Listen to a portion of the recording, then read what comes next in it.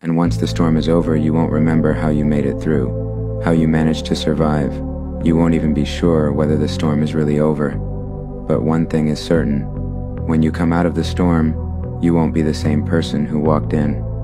That's what this storm's all about. Memories warm you up from the inside, but they also tear you apart. Nobody likes being alone that much.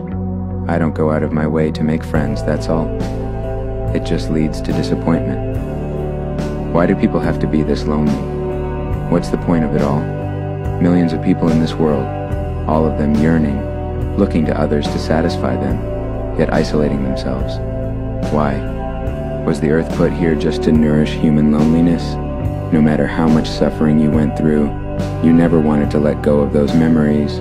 Closing your eyes isn't going to change anything. Nothing's going to disappear just because you can't see what's going on. I've never been lonely. I've been in a room. I felt suicidal. I've been depressed. I felt awful, awful beyond all.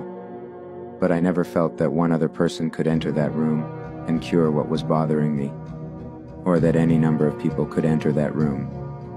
In other words, loneliness is something I've never been bothered with because I've always had this terrible itch for solitude. It's being at a party or at a stadium full of people cheering for something that I might feel loneliness. I'll quote Ibsen, "The strongest men are the most alone." I've never thought, well, some beautiful blonde will come in here and rub my balls and I'll feel good. No, that won't help. You know, the typical crowd. Wow, it's Friday night. What are you gonna do? Just sit there? Well, yeah, because there's nothing out there.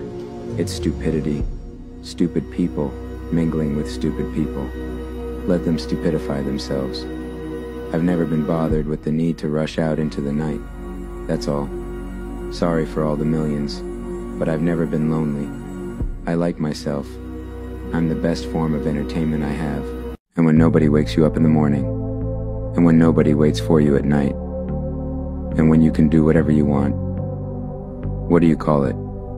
Freedom or loneliness? Understand me. I'm not like an ordinary world. I have my madness. I live in another dimension, and I do not have time for things that have no soul.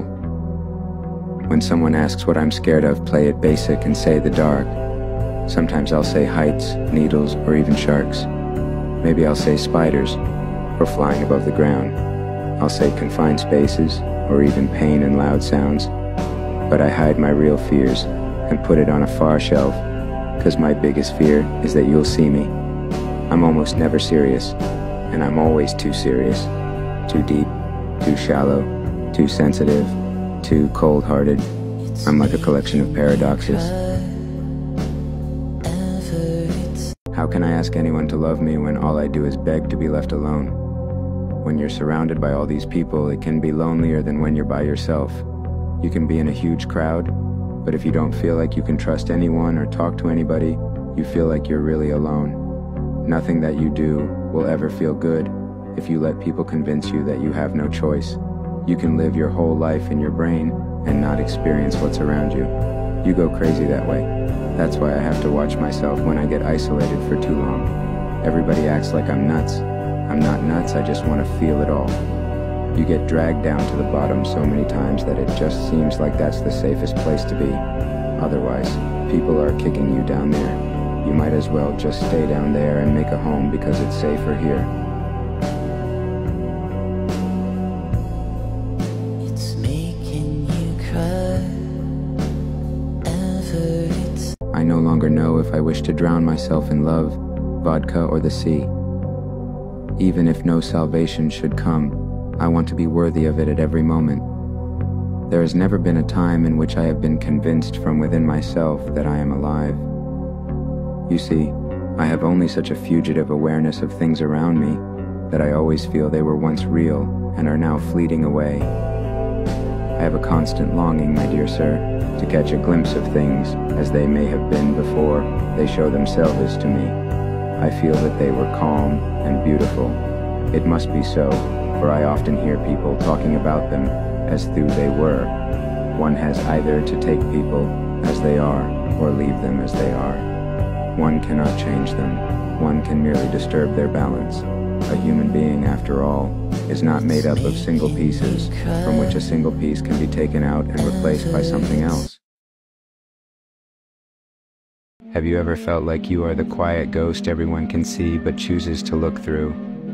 Like your body is there, just transparent.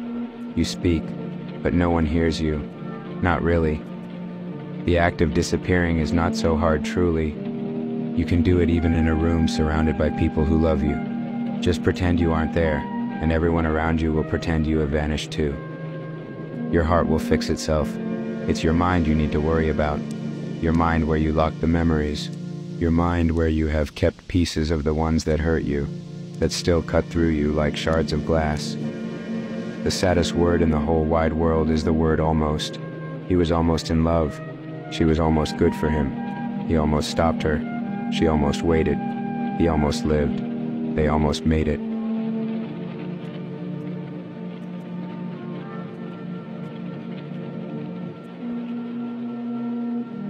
I'm a master of speaking silently.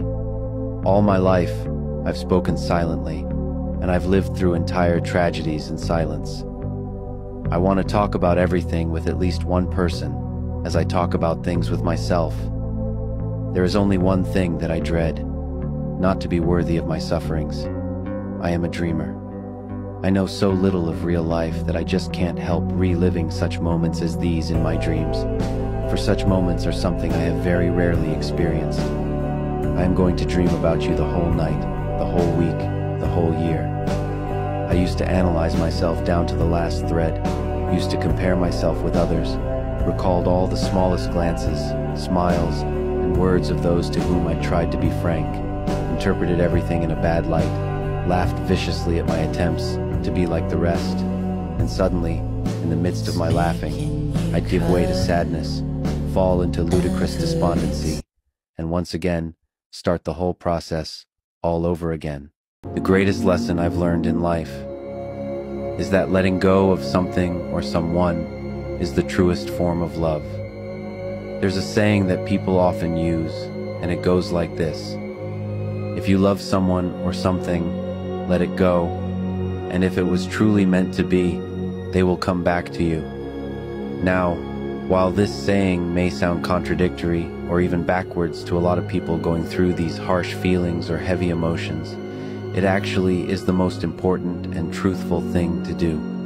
Because if you truly love somebody and you truly care for them, you want the best for them. Sometimes the best for somebody is not being with you, and sometimes the best for you is not being with somebody or not having something. Regardless of how much you love it, regardless of how much it made your life better, sometimes you have to learn that the best thing for both parties is to let go and just detach. So if you're going through anything, just try to let go. There is a Japanese legend that says everyone has three faces. The first face you show to the world. The second face you show to your close friends and your family. The third face you never show anyone. It is the truest reflection of who you are.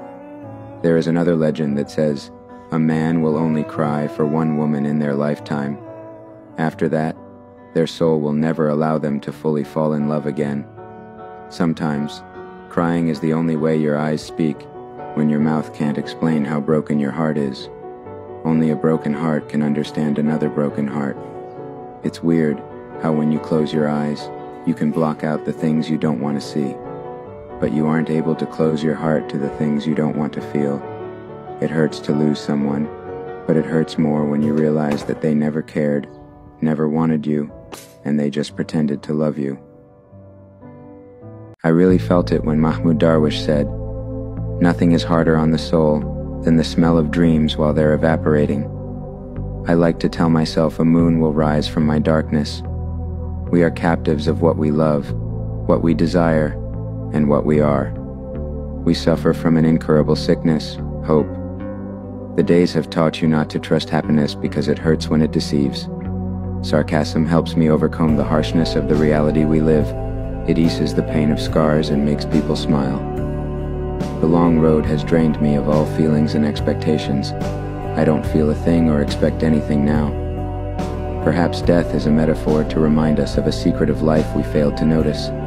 Beware of your heart.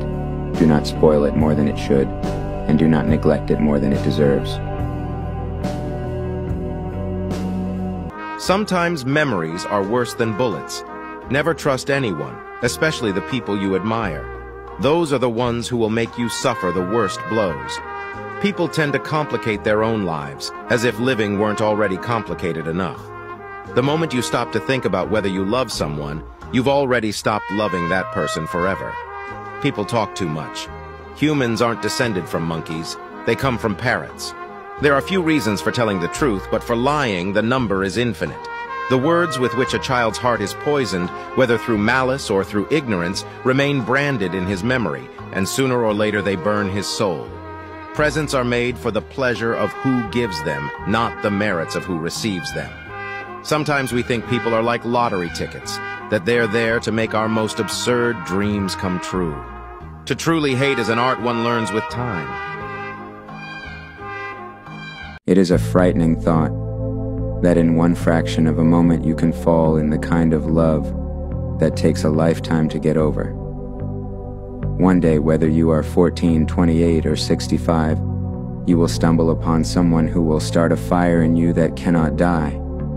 However, the saddest, most awful truth you will ever come to find is they are not always with whom we spend our lives with.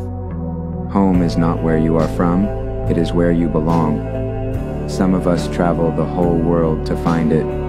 Others find it in a person. Hearts aren't handcuffs, and people aren't prisons. When you feel it's time for you to leave, you leave. You neither need to wait to be released, nor ask for permission. Falling for a person isn't a process.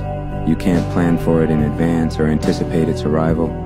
Love strikes in single moments, anywhere, anytime. Someday you catch them gardening in the sun, or singing dreadfully in the shower, and you think, oh, I could spend all my life with you. I cannot make you understand. I cannot make anyone understand what is happening inside me. I cannot even explain it to myself. My only mistake had been in not having started to learn the nature of humans earlier on. I never wished to be easily defined. I'd rather float over other people's minds as something strictly fluid and non-perceivable, more like a transparent, paradoxically iridescent creature rather than an actual person. I usually solve problems by letting them devour me. People label themselves with all sorts of adjectives. I can only pronounce myself as nauseatingly miserable beyond repair. You can hold yourself back from the sufferings of the world. That is something you are free to do, and it accords with your nature. But perhaps this very holding back is the one suffering you could avoid. It would have been so pointless to end it all that, even if he had wanted to, the pointlessness would have made him unable.